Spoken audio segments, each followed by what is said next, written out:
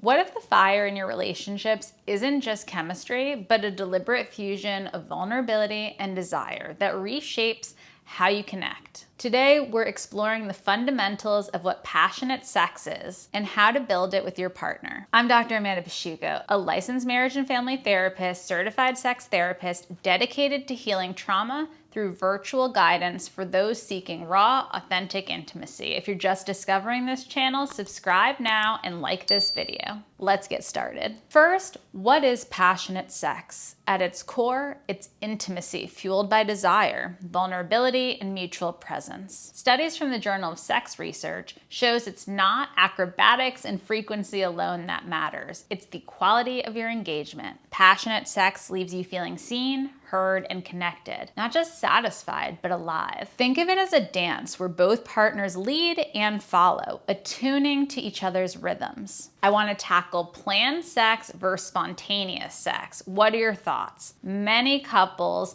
talk about spontaneous sex as the holy grail, that sudden spark in the kitchen on a whim. Sure, that's amazing and thrilling. Research shows in the archives of sexual behavior that that's linked to higher arousal from novelty. But spontaneity thrives on foundations. In busy lives with jobs, kids, stress, waiting for the right moment means that things never happen. Planned sex, on the other hand, builds anticipation. I love when couples I work with schedule sex like a date, and then they send flirty texts throughout the day, which sets the mood. Also doing things like lighting the candles, putting on nice music. It's not rigid, it's intentional. We want to aim for 70% planned sex and ensure consistency, leaving room for electric surprises in that other 30% of the time. Remember, passion isn't accidental, it's cultivated.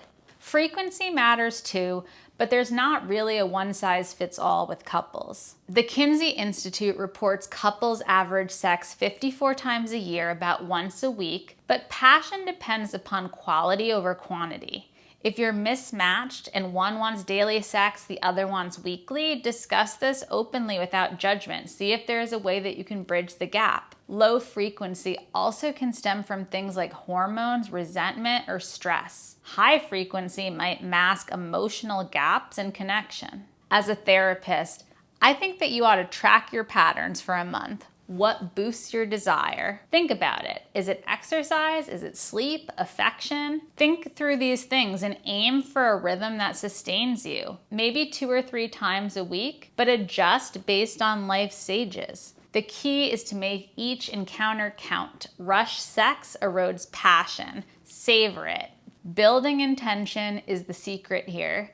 Intention means approaching sex with purpose, not just orgasm, but connection. Before you get intimate, think about, what do I want to feel? What do I want to give? What type of eye contact or breathing do I want to do? Do I want to share a fantasy that sets the tone?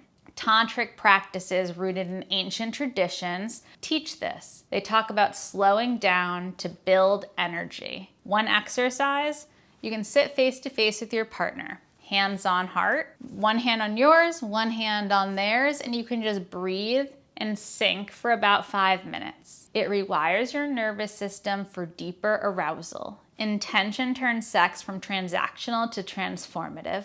And finding connection with your partner outside the bedroom amplifies passion. Sex doesn't exist in a vacuum. It's an extension of the relationship.